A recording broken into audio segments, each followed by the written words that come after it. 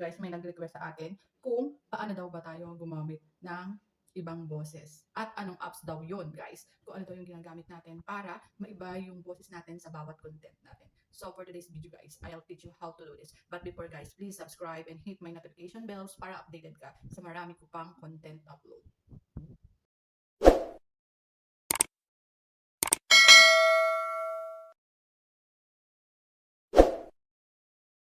Hello guys, at ito na nga ituturo ko sa inyo guys kung paano ko ba pinapalitan yung boses ko sa bawat content na ginagawa ko. So guys, dapat mayroon kang apps na ganito. Ang ginagamit ko nga pala guys ay CapCut. Okay guys, so ito ay makikita mo sa iyong Play Store guys. So, i-open na natin guys ang ating CapCut.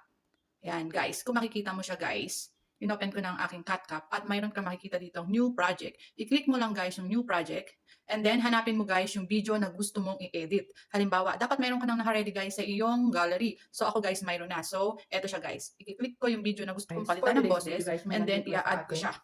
Yan. So nakita nyo guys, in-add ko na yung aking video ready upang palitan ko siya ng aking voice. Okay, so guys, pindutin naman natin itong edit.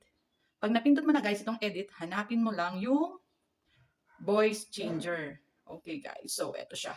Lalagay na natin yung voice changer. So ayan guys, so nilagay ko na yung voice changer. Makikita nyo dito guys na mayroong original, Santa, LP triggers. Depende sa'yo guys kung ano yung gusto mong ipalit doon sa boses mo. So guys, ang napili ko is si Jessie. So yan, click ko guys si Jessie at wait a moment lang natin guys kasi Guys, for today's video guys, so, may i-click mo yung nag-request sa check atin and then kung guys, let's try kung naiba na ba yung boses ko. guys, for today's video guys, may nag-request sa atin kung paano daw. Yan, guys, kung narinig nyo guys na iba na yung boses ko, di ba? So guys, dito nga pala guys sa CapCut, marami siyang pwedeng i-edit. Pwede mong lagyan siya ng effects. Yan guys, halimbawa gusto mong lagyan ng effects ng iyong video, so i-click mo lang guys itong video effects. So lalabas na guys yung mga choices mo, kung anong gusto mo dyan, kung gusto mo medyo kakaiba, pwede kang bumili pa 3 times ka guys, pwede rin. So ako guys, ang pinipili ko lagi dito is yung stars. So guys, you see, pwede kang pamili dyan kung anong gusto mo. So ito yung napili ko guys, itong Polestar. Guys, for today's video guys, may Ayan. nag-request sa atin. Di ba guys? So ayan guys lang. Yan lang guys. So kung gusto mo pa alamin kung ano pa yung mga pwede mong gamitin sa CapCut, guys, i-upload mo na dahil napakadaming benefits talaga nito guys. So yun lang guys. So happy morning. Enjoy your day. Sana may natutunan.